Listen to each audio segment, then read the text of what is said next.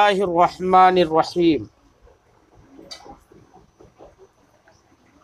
باب سوال جبریل النبی صلی اللہ علیہ وسلم عن الایمان والاسلام والاحسان وعلم الساعة وبیان النبی صلی اللہ علیہ وسلم له ثم قال جاء جبریل علیہ السلام يعلمكم دینکم فجعل ذلك كله دینا وما بین النبی صلی اللہ علیہ وسلم لوفد عبد القیس بن الایمان وقولہ تعالی ومن یبتغی غیر الاسلام دینا فلن یقبل منہ۔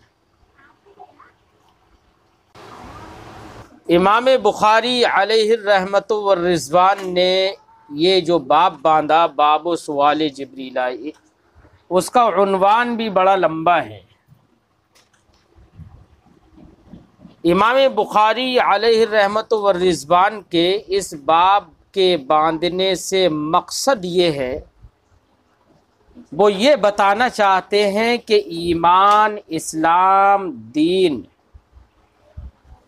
سب کا مصداق ایک ہے، اور امام بخاری نے اس مقصود کو بیان کرنے کے لیے دلیل کے طور پر حدیث جبریل کو ذکر کیا ہے،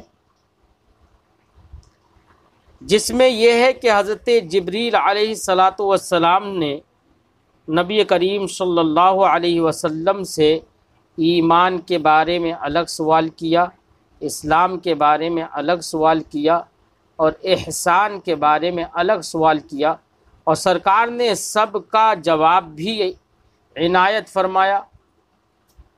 قیامت کے علم کے بارے میں سوال کیا، اس کا بھی جواب سرکار نے ارشاد فرمایا، اور پھر بعد میں نبی کریم صلی اللہ علیہ وسلم نے جو صحابہ وہاں پر موجود تھے ان سے ارشاد فرمایا کہ یہ جو صاحب ہم سے سوال کر رہے تھے یہ جبریل تھے جو تم کو تمہارا دین سکھانے آئے تھے۔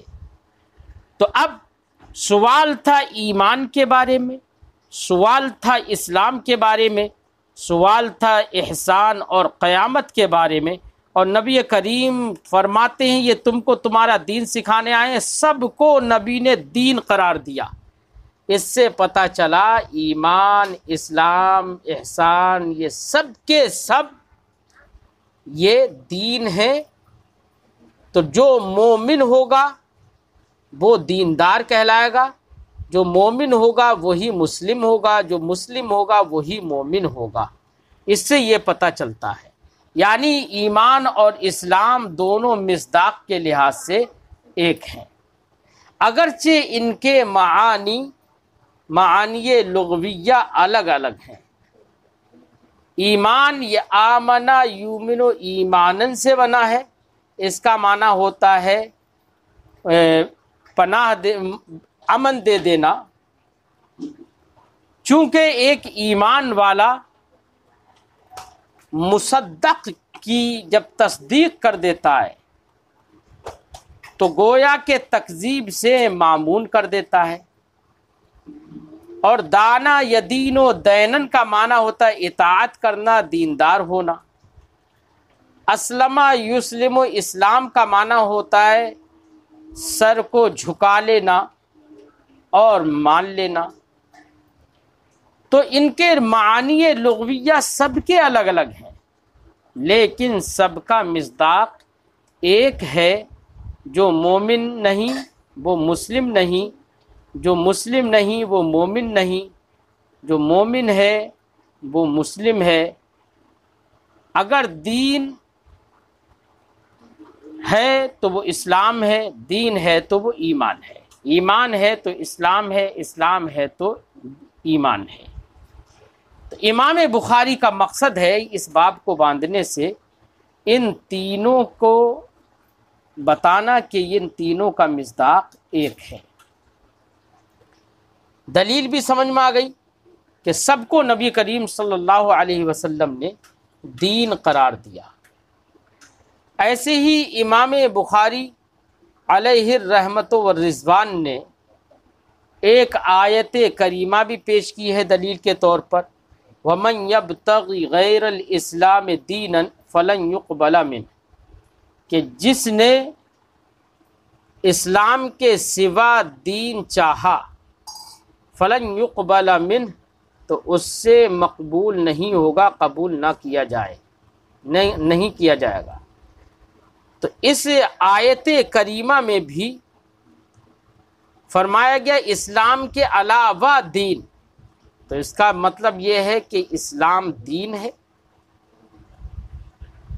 ایسے ہی وفد عبد القیس نبی کریم صلی اللہ علیہ وسلم کی بارگاہ میں آیا، تو اس وقت سرکار نے جو تفصیل بیان فرمائی، تو اس میں بھی یہی معلوم ہوتا ہے کہ اسلام اور ایمان دین سب مصداق کے لحاظ سے ایک ہیں،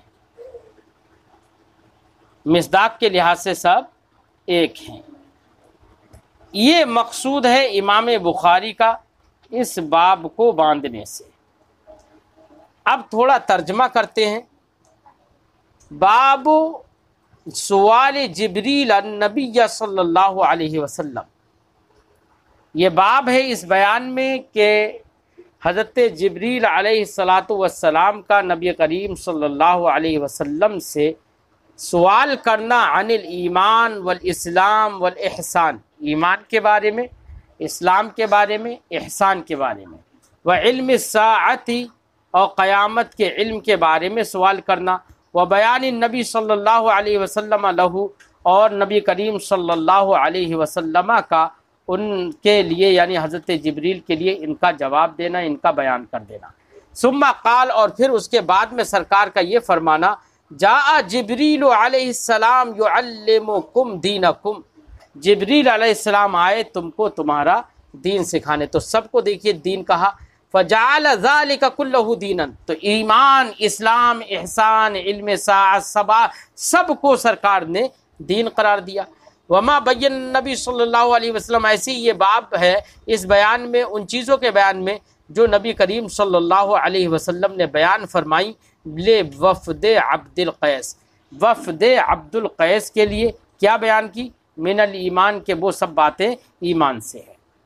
ایسے ہی یہ باب ہے اس بیان میں بھی کہ اللہ رب العزت نے ارشاد فرمایا، ومن یبتغی غیر الاسلام دینا فلن یقبل منہ، تو احادیث سے اور آیت کریمہ سے امام بخاری کا مقصود ہے تینوں کا مصداق ایک بتانا، کہ تینوں کا مصداق ایک ہے۔ اب آپ نے مقصد تو سمجھ لیا، اب حدیث پاک پڑھتے ہیں آگے۔ حدثنا مسدد قال حدثنا اسماعیل بن ابراہیم اخبرنا ابو حیان التیمی عن ابی زرعۃ عن ابی ہریرہ قال، ہم سے حدیث بیان کی مسدد نے، امام بخاری فرماتے ہیں، وہ کہتے ہیں ہم سے حدیث بیان کی اسماعیل ابن ابراہیم نے، انہوں نے بتایا ہمیں خبر دی ابو حیان تیمی نے، وہ روایت کرتے ہیں عن ابی زرعۃ، حضرت ابو زرعہ سے، اور وہ روایت کرتے ہیں حضرت ابو ہریرہ سے۔ قال، حضرت ابو ہریرہ نے فرمایا، کان النبی صلی اللہ علیہ وسلم بارزا یوما للناس، ایک دن نبی کریم صلی اللہ علیہ وسلم لوگوں کی حاجتوں کو پورا کرنے کے لیے، ضرورتوں کو پورا کرنے کے لیے باہر نکلے۔ فَأَتَاهُ جِبْرِيلٌ فَأَتَاهُ رَجُلٌ، تو ایک آدمی سرکار کی بارگاہ میں آئے۔ اب رجل ہے اس لیے نکرہ ذکر کیا کیونکہ وہاں پر دوسرے جو صحابہ کرام تھے ان کو معرفت حاصل نہیں ہوئی۔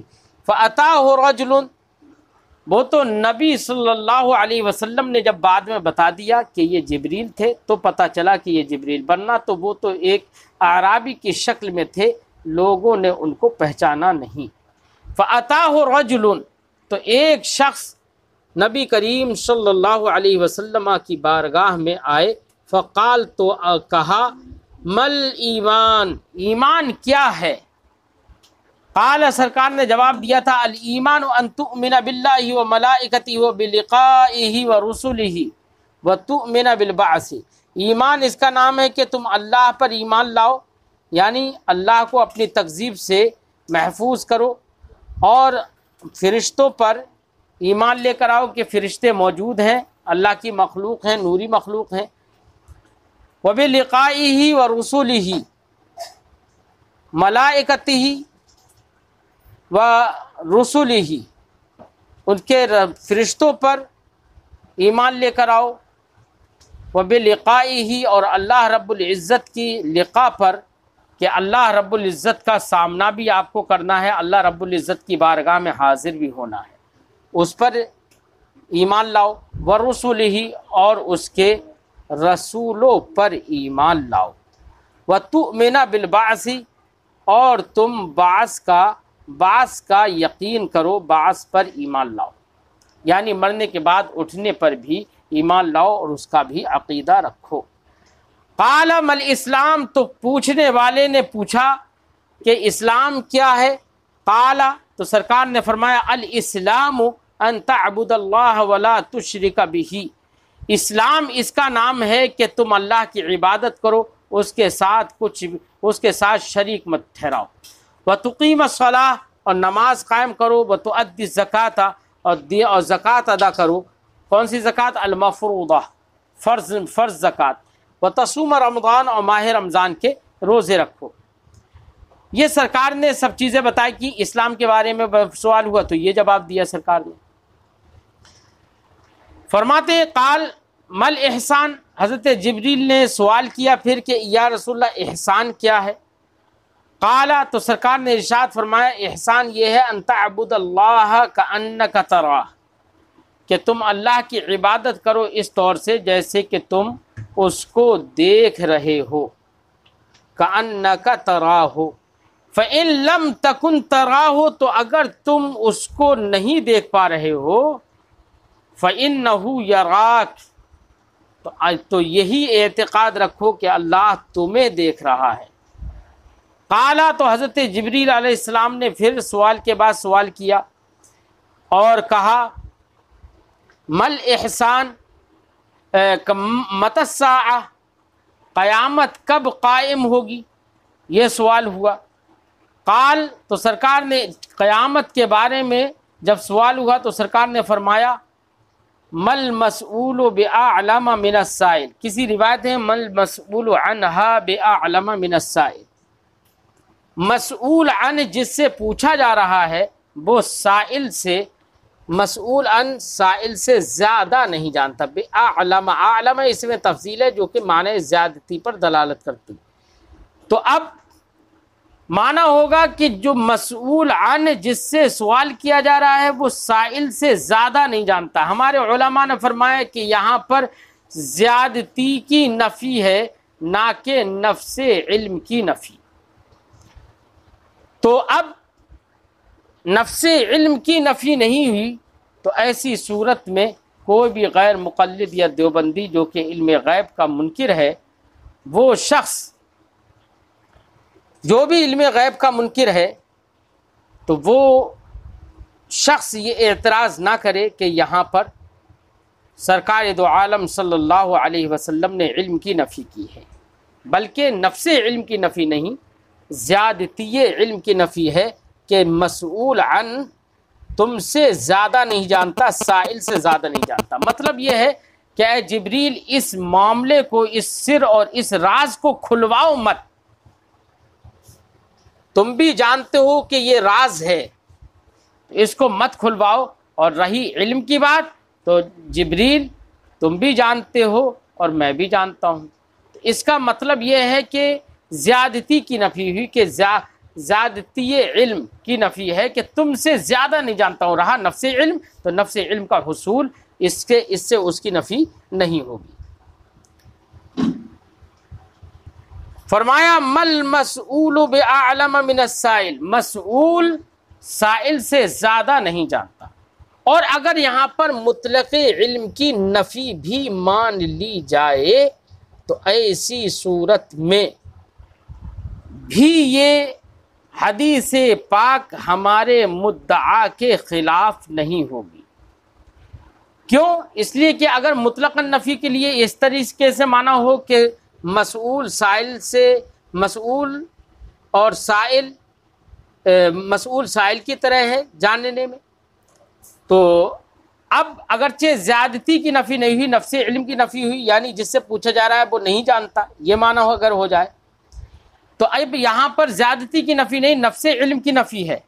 تو اگر یہ مان لیا جائے تو ایسی صورت میں جواب کیا ہوگا؟ پھر تو نفی ہو جائے گی سرکار سے علم غیب کی اور قیامت کے علم کی، کہ قیامت کب قائم ہوگی، تو اس کی نفی ہو جائے گی سرکار کی ذات سے، یہ معلوم ہی نہیں۔ اگر علم ہی مراد ہے، نفی یہ علم ہی مراد ہے، تب بھی یہ حدیث پاک ہمارے معتقد کے خلاف نہیں ہوگی۔ کیوں؟ ہمارے عقیدے کے خلاف نہیں ہوگی۔ اس کی وجہ کیا ہے؟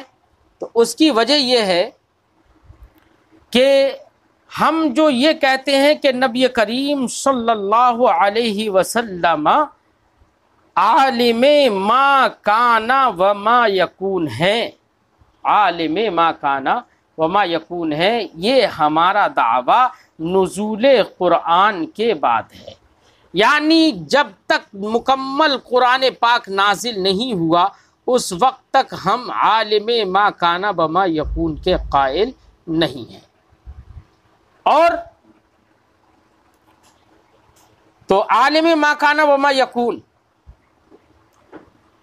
اگر نزول قرآن سے پہلے ہم مانتے تو ہم کہیں گے ہم اس کا دعویٰ ہی نہیں کرتے۔ کیوں؟ اس لیے کہ نزول قرآن سے پہلے ہم عالم ما کان و ما یکون سرکار کو نہیں مانتے۔ ہاں، تکمیل قرآن کے ساتھ ساتھ ہم نبی کریم صلی اللہ علیہ وسلم کو عالم ما کان و ما یکون مانتے ہیں۔ تو اگر نفس علم کی نفی ہو تب بھی یہ حدیث پاک ہمارے معتقد اور ہمارے عقیدہ کے خلاف نہیں ہوگی۔ فرماتے ہیں اب رہی قیامت کی بات، تو قیامت کے بارے میں سرکار کو علم تھا۔ اس کی دلیل تو یہ ہے کہ آگے سرکار سے اس کی نشانیاں، جب سرکار نے نشانیاں بتا دی تو نشانیاں تو وہی بتائے گا جو شے کو بھی جانتا ہو، تبھی تو اس کی نشانی بتائے گا۔ زید گورا ہے، کالا ہے، کیسا ہے؟ جب زید کو جانتا ہوں میں تبھی تو اس کی خوبصورتی یا اس کی بدصورتی بتا سکتا ہوں۔ تو قیامت کی نشانیاں سرکار نے بیان فرما دی، یہ دلیل ہے اس بات کی سرکار کو قیامت کا علم تھا، لیکن کسی راز کے پیش نظر نہیں بتایا۔ اب راز کیا تھا؟ تو نبی کریم صلی اللہ علیہ وسلم نے قیامت کے بارے میں خبر نہیں دی۔ راز اس میں یہ تھا کہ قیامت کے تعلق سے قرآن پاک میں ایک جگہ پر بغتتن کا ذکر ہوا ہے کہ قیامت اچانک آ جائے گی۔ تو جب بغتتن کا ذکر ہے تو اس سے یہ پتہ چلتا ہے کہ اچانک آئے گی، تو اب اگر سرکار لوگوں کے سامنے بیان کر دیتے، مصلحت سے کام نہیں لیتے، تو لوگوں کو تو قیامت کے بارے میں پتہ ہی ہو جاتا۔ اور قیامت ایک اللہ کا راز ہے، اس کو وہ اچانک آئے گی۔ اس لیے اگر نفس علم کی بھی نفی ہو تب بھی ہمارے مدعا کے خلاف یہ حدیث پاک نہیں ہوگی۔ قال متی الساعہ، کہا قیامت کب قائم ہوگی؟ قال، سرکار نے فرمایا مل مسئول بعلم من السائل، مسئول سائل سے زیادہ نہیں جانتا۔ وسأخبرک عن اشراطها، سرکار نے فرمایا کہ چلو قیامت تو نہیں بتا رہا ہوں لیکن قیامت کی نشانیاں میں تمہیں بتا دوں۔ اذا ولدت، کیا ہے نشانیاں؟ پہلی نشانی اذا ولدت الامۃ ربها، قیامت کی ایک نشانی سرکار نے بیان فرمائی کہ جب باندی عورت اپنے خود مالک کو جنے۔ مالک کو جننے کا کیا مطلب ہے؟ تو جننے کا مطلب ہے کہ اگر مالک کو جننے کا مطلب ہے کہ یعنی ایک باندی مالک کو جنے، تو مالک کو جننے کا، مالک کو پیدا کرنے کا مطلب یہ ہوا بیٹا کہ یہ بتانا ہے کہ قیامت کے قریب لاپرواہیاں اور بدتمیزیاں، بے راہ رویاں اور گناہ کی کثرت اتنی ہوگی کہ آدمی اپنی ماں سے بھی نکاح کرنے سے باز نہیں آئے گا۔ یا اس کا مطلب یہ ہے کہ کوئی شخص ہے جس کی ماں ہے، تو آخر زمانے میں حالات ایسے ہو جائیں گے کہ خود وہ شخص اپنی ماں کو خرید لے گا، اور جب ماں کو خرید لے گا یا یا اس کا آقا ماں کا آقا جو ہے وہ ماں کو بیچ دے، بیچنے کے بعد اس عورت کا لڑکا جو ہے وہ خود اپنی ماں کو خرید لے، تو اس طریقے سے خریدنا گویا کہ مالک کو ہی جننا، کیونکہ بیٹے کو تو جنا ہی ہے اس نے، اور اب یہ خرید لے گا تو یہ مالک بن جائے گا، تو گویا کہ مالک کو جننا۔ لیکن سرکار دو عالم صلی اللہ علیہ وسلم کی اس سے مراد یہ ہے کہ زمانے کا فساد بہت بڑھ جائے گا۔ وَإِذَا تَطَاوَلَ رُعَاةُ الْإِبِلِ الْبُهُمُ، اور تطاولہ، یہ تطاول کا معنی ہوتا ہے ڈینگے مارنا، عیش دادے، عیش دینا۔ وَإِذَا تَطَاوَلَ رُعَاةُ الْإِبِلِ الْبُهُمُ، تو جب اونٹوں کے سیاہ فام چرواہے فخر آرائیاں کریں گے، ڈینگے ماریں گے، فی البنیان، محلوں میں، فی خمس لا یعلمہن الا اللہ، اور 5 چیزوں میں 5 چیزیں ایسی ہیں کہ جو 5 چیزیں نہیں جانتا مگر اللہ، یعنی اللہ کے سوا کوئی نہیں جانتا۔ کیا ہے وہ علوم خمسہ غیبیہ، اس کا ذکر ابھی ہم کریں گے، پہلے تھوڑا ترجمہ اور لگا دیتے ہیں۔ الا اللہ، ثم تلا النبی صلی اللہ علیہ وسلم، پھر نبی کریم صلی اللہ علیہ وسلم نے تلاوت فرمائی، ان اللہ عنده علم الساعہ، اللہ کے پاس ہی ہے قیامت کا علم۔ ثم ادبر، پھر انہوں نے پیٹھ پھیر لی آنے والے شخص نے، فقال، تو سرکار نے ارشاد فرمایا، ردو ہو، اس کو واپس کرو، میرے پاس لے کر آؤ۔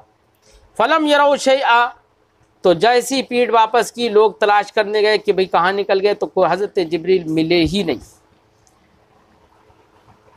سرکار نے فرمایا فقال ردو ہو، سرکار نے فرمایا ان کو واپس لاؤ۔ فلم یروا شیئا، تو صحابہ کرام نے تلاش کیا تو انہوں نے کچھ نہ پایا، کچھ نہیں دیکھا۔ فقال، تو سرکار نے ارشاد فرمایا، ھذا جبریل، یہ جبریل علیہ السلام ہے، جاء یعلم الناس دینہم، جو لوگوں کو ان کا دین سکھانے آئے، لوگوں کو ان کا دین سکھانے آئے۔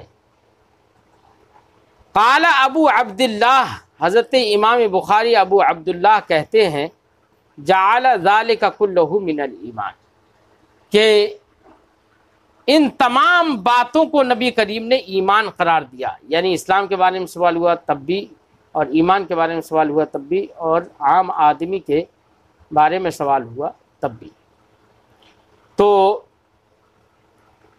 ردوہ فلم یروا شیئا فقال ھذا جبریل جاء یعلم الناس دینہم، قال ابو عبداللہ جعل ذلک کلہ من الایمان، نبی کریم نے سب کو ایمان قرار دیا، اسلام کے بارے میں سوال تب بھی اس کو بھی، اور اسلام، احسان، علم ساعہ، سب کو سرکار نے فرمایا کہ جبریل آئے ہیں، یہ جبریل ہے، جاء یعلم الناس دینہم، اور ایک روایت میں جاء یعلمکم دینکم، وہ اس لیے آئے ہیں کہ وہ تم کو تمہارا دین سکھائیں۔ اب یہاں پر ہم تھوڑی سی وضاحت اور کر دیں کہ علوم خمسہ کا ذکر بہت ساری احادیث طیبہ سے ثابت ہے، اور قرآن پاک سے بھی ثابت ہے کہ نبی کریم صلی اللہ علیہ وسلم یہ علوم خمسہ ہی نہیں، اس کے علاوہ بے شمار غیبی علم رکھتے ہیں۔ اعلیٰ حضرت علیہ رحمت و رضوان نے تو فرمایا، اور کوئی غیب کیا تم سے نہا ہو بھلا، جب نہ خدا ہی چھپا تم پہ کروڑوں درود۔ تو نبی کریم صلی اللہ علیہ وسلم عالم ما کان و ما یکون ہے۔ دلیل ہے آیت کریمہ، اللہ نے ارشاد فرمایا، وَعَلَّمَكَ مَا لَمْ تَكُنْ تَعْلَمْ وَكَانَ فَضْلُ اللَّهِ عَلَيْكَ عَظِيمًا، اللہ نے آپ کو وہ سکھا دیا جو آپ نہیں جانتے تھے۔ تو یہاں پر ما لم تعلم، ماں ہے نا، عموم کے لیے ہے، وہ سب سکھا دیا جو آپ نہیں جانتے تھے۔ تو اب ماں یہاں پر قرآن پاک کے اندر سرکار کے لیے بیان کیا گیا، عموم والا۔ تو اب اگر ہم یہ کہہ دیں سرکار عالم ما کانا و ما یکون، تو یہاں پر بھی تو ہم نے ماں ہی کا استعمال کیا نا، تو جو قرآن نے کہا ہے وہی ہم نے کہہ دیا۔ تو اس میں لوگ کہتے ہیں کہ یہ تو شرک کر رہے ہو، پتہ نہیں کہاں کی سمجھ لے کر آتے ہیں۔ تو اب یہاں پر چرواہوں کا جو ذکر ہوا کہ چرواہے اپنی بلڈنگوں میں داد عیش دیں گے، اس کا مطلب یہ ہے کہ کمزور، بے سہارا، محتاج، فقیر کی جو زندگی گزارنے والے لوگ ہیں، جو گھٹیا زندگی گزارنے والے لوگ ہیں، تو قیامت کا دن جب قریب ہوگا تو ایسی صورت میں یہ گھٹیا لوگ بھی بڑے بڑے منصبوں پر ہوں گے، جیسے کہ آج کے زمانے میں یہ دیکھا جا رہا ہے۔ اب احسان کے بارے میں نبی کریم صلی اللہ علیہ وسلم سے جب سوال ہوا تو سرکار نے جواب میں ارشاد فرمایا، مل احسان، احسان کیا ہے؟ سرکار نے فرمایا تھا ان تعبد اللہ کأنک تراہ، کہ تم اللہ کی عبادت ایسے کرو جیسے کہ تم اسے دیکھ رہے ہو۔ فَإِن لَمْ تَكُنْ تَرَاهُ، تو اگر تم انہیں اللہ کو نہیں دیکھ رہے ہو، فَإِنَّهُ يَرَاكَ، تو یہ اعتقاد رکھو اور دل میں یقین رکھو کہ اللہ تمہیں دیکھ رہا ہے۔ بیٹا یہاں پر نبی کریم صلی اللہ علیہ وسلم نے احسان کے 2 درجے بیان کر دیے۔ احسان کا ایک درجہ تو یہ ہے کہ عبادت کے وقت اتنا حضور قلبی رہے کہ اللہ رب العالمین کو لگے کہ اللہ رب العزت کو وہ خود دیکھ رہا ہے۔ اور دوسرا درجہ یہ احسان کا یہ ہے کہ اگر یہ نہ لگ پائے تو کم سے کم دل میں یہ یقین رکھے کہ خدا اسے دیکھ رہا ہے۔ تو بیٹا جو پہلا درجہ ہم نے ذکر کیا کہ نبی کریم نے فرمایا کہ تم احسان یہ ہے کہ تم ایسے عبادت کرو، ایسے نماز پڑھو جیسے کہ تم خدا کو دیکھ رہے ہو، یعنی اتنا حضور قلبی ہونا چاہیے۔ تو کیا خدا کو دیکھنا دنیا میں سر کی آنکھوں سے یہ ممکن ہے یا نہیں؟ تو اللہ رب العزت کو دنیا میں ماتھے کی نگاہوں سے دیکھنا یہ ممکن نہیں۔ ہاں خواب میں تو وہ بہت سارے بزرگوں سے منقول ہے، بہت سارے بزرگوں نے فرمایا کہ میں نے اپنے رب کو دیکھا۔ دلیل اس بات پر کہ اللہ کو دنیا میں اپنے ماتھے کی نگاہوں سے دیکھنا ممکن نہیں، اس پر دلیل وہ حدیث پاک ہے۔ نبی کریم نے ارشاد فرمایا وَاعْلَمُوا أَنَّكُمْ لَن تَرَوْا رَبَّكُمْ حَتَّى تَمُوتُوا، جان لو کہ تم ہرگز اپنے رب کو نہیں دیکھو گے یہاں تک کہ تم حتیٰ تموتوا، یہاں تک کہ تمہیں موت آ جائے، یعنی موت کے وقت تک بھی تم خدا کو نہیں دیکھو گے۔ تو یہ بتا دیا کہ خدا کو دیکھنا دنیا میں یہ ممکن، اپنی ان نگاہوں سے دیکھنا ممکن نہیں ہے۔ یہ تو دنیا کی بات رہی۔ ہاں رہی آخرت کی بات، تو بیٹا آخرت میں تو تمام مسلمان رب تعالیٰ کی زیارت کریں گے، رب تعالیٰ کا دیدار حاصل ہوگا۔ نبی کریم صلی اللہ علیہ وسلم نے ارشاد فرمایا انکم سترون ربکم کما ترون لیلۃ البدر کما ترون القمر لیلۃ البدر، سرکار نے فرمایا کہ تم عن قریب اپنے رب کو ویسے ہی دیکھو گے جیسے کہ تم قمر 14ویں کے چاند میں چاند کو دیکھتے ہو۔ تو 14ویں رات میں چاند کو جیسے دیکھتے ہو نمایاں سب کو نظر آتا ہے، ایسے ہی آخرت میں نمایاں، بالکل نمایاں اللہ رب العزت کو تمام مومنین دیکھیں گے۔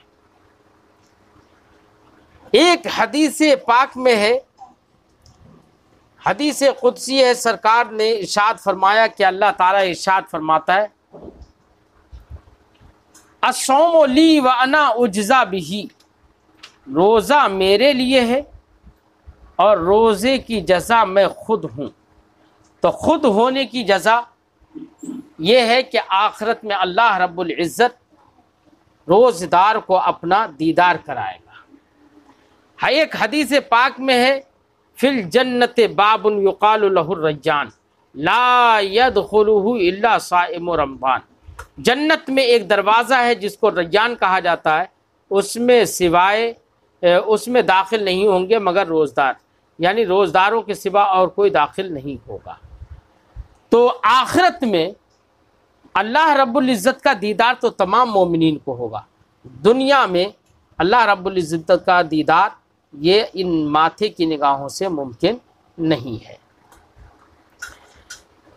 یہ تو ہم نے ذکر کیا کہ یہ حدیث پاک امام بخاری نے کس مقصد سے پیش کی، حدیث پاک کے الفاظ کی توضیح بھی کر دی۔ اب ایک باب امام بخاری آگے ذکر کر رہے ہیں اور عنوان باب ذکر نہیں کر رہے ہیں۔ تو بیٹا اگر ایک باب کے بعد دوسرا باب امام بخاری ذکر کرتے ہیں اور عنوان باب ذکر نہیں کرتے تو اس سے اشارہ مقصد ہوتا ہے کہ ہمارے یہ والا باب جو ہے اس کے تحت جو آنے والی حدیث ہے اس کا تعلق اس سے پہلے والے باب سے ہے۔ تو اب امام بخاری من وجہ تعلق پچھلے باب سے ہے، یا یہ کہ امام بخاری ایک باب کے بعد دوسرا باب باندھتے ہیں جس میں عنوان باب ذکر نہیں کرتے، تو اس سے اشارہ کرنا ہے اس بات کی طرف کہ یہ باب پچھلے باب کے فصل کے درجے میں ہے۔ اسی لیے امام بخاری نے یہاں پر باب تو باندھا ہے لیکن عنوان باب ذکر نہیں کیا، فرمایا بابن، اب بابن کہہ کر کے چھوڑ دیا۔ اب یہاں پر جو حدیث آنے والی ہے بیٹا وہ حدیث لمبی حدیث ہے۔ آپ نے باب و بدل وحی کیف کان بدل الوحی الی رسول اللہ صلی اللہ علیہ وسلم کے تحت یہ حدیث تفصیلی حدیث لمبی چوڑی حدیث آپ نے پڑھ لی ہے۔ آنے والی جو حدیث ہے اس سے بھی امام بخاری کا مقصد ہے اسی بات پر استدلال کرنا کہ ایمان دین یہ سب کے سب مصداق کے لحاظ سے ایک ہیں۔ اچھا، آنے والی حدیث کی روایت ہرقل نے کی ہے، تو یہاں پر ایک سوال یہ ہے کہ ہرقل تو کافر تھا اور کفر ہی پر مرا، اس کے قول سے امام بخاری کا استناد کرنا اور سند حاصل کرنا یہ درست نہیں ہوگا۔ تو جواب یہ ہے کہ ہرقل تو رومی زبان میں اس نے جو بھی کہا تھا رومی زبان میں کہا، اور حضرت سفیان نے اس کی روایت عربی زبان میں کی۔ تو گویا کہ یہاں پر مدار استدلال ہرقل کی بات نہیں ہے بلکہ امام بخاری نے مدار استدلال حضرت عبداللہ ابن عباس کی روایت ہے یہی بیان کیا ہے کہ حضرت عبداللہ ہرقل والی جو حدیث ہے اس کی روایت اگرچہ ہرقل نے کی لیکن وہ رومی زبان میں، اور حضرت ابو سفیان نے اس کی عربی میں بیان کیا۔ تو اب مدار روایت جو ہے وہ حضرت ابو سفیان کا قول ہے نہ کہ ہرقل کا قول، اس لیے ہرقل کے قول کو یہ اعتراض نہ کیا جائے کہ ہرقل کے قول کو بطور استدلال امام بخاری کیوں ذکر کر رہے ہیں۔ اب دیکھیے حدیث پڑھیے۔ حدثنا ابراہیم ابن حمزہ، ہم سے حدیث بیان کی ابراہیم ابن حمزہ نے، قال انہوں نے کہا حدثنا ابراہیم ابن سعد عن صالح عن ابن شہاب عن عبید اللہ ابن عبداللہ ان عبداللہ ابن عباس، ہم سے حدیث بیان کی ابراہیم ابن حمزہ نے، انہوں نے کہا ہم سے حدیث بیان کی ابراہیم ابن سعد نے، وہ روایت کرتے صالح سے، وہ روایت کرتے ابن شہاب سے، وہ روایت کرتے عبید اللہ ابن عبداللہ سے، ان عبداللہ ابن عباس، وہ کہتے ہیں کہ حضرت عبداللہ ابن عباس نے اخبرہ، انہیں بتایا، انہیں خبر دی۔ قال انہوں نے کہا اخبرنی ابو سفیان سفیان ابن حرب، مجھے خبر دی ابو سفیان ابن حرب نے، ان ہرقل قال لہ، کہ ہرقل نے ان سے کہا، سألتک هل یزیدون ام ینقصون، میں نے تم سے پوچھا تھا کہ کیا ماننے والے بڑھ رہے ہیں یا گھٹ رہے ہیں، فزعمت، تو تم نے کہا تھا، انہم یزیدون، کہ وہ تو بڑھ رہے ہیں، وکذالک الایمان، ایمان تو ایسا ہی ہوتا ہے کہ اس کے ماننے والے بڑھتے ہیں گھٹتے نہیں ہیں، حتیٰ یتمہ، یہاں تک کہ وہ مکمل ہو جاتا ہے، تام ہو جاتا ہے۔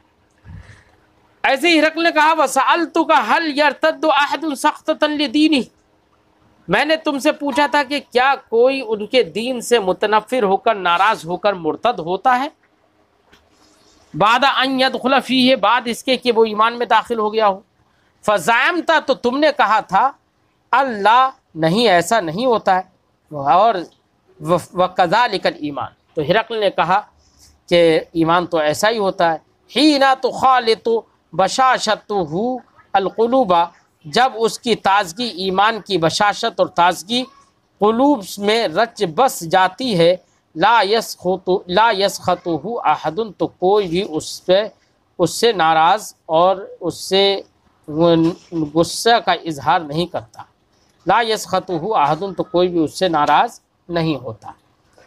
تو اب اس حدیث پاک کے اندر بھی دین کے بارے میں سوال کیا تھا، لوگوں کے بڑھنے گھٹنے کے بارے میں سوال کیا تھا، لوگوں کے بھاگنے نہ بھاگنے کے بارے میں سوال کیا تھا، جواب بھی دیا گیا، لیکن ہرقل نے یہاں پر یہ کہا کہ وَكَذَلِكَ الْإِيمَانُ، اسی طرح سے ایمان ہوتا ہے۔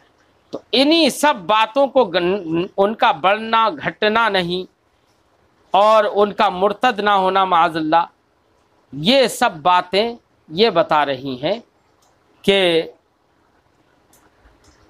ایمان، یہ سب باتیں یہ بتا رہی ہیں کہ ایمان اور دین سب ایک ہے۔ یہی تو دین کے بارے میں پوچھا تھا، تفتیش کی تھی نا، اور اس کو کہا کہ کذالک الایمان۔ تو حدیث پاک کا ترجمہ آپ کے سمجھ میں آ گیا ہوگا۔ لمبی چوڑی حدیث باب و بدل وحی میں آپ لوگوں نے پڑھی ہے، تفصیلی گفتگو ہم نے وہاں پر بھی کر دی ہے۔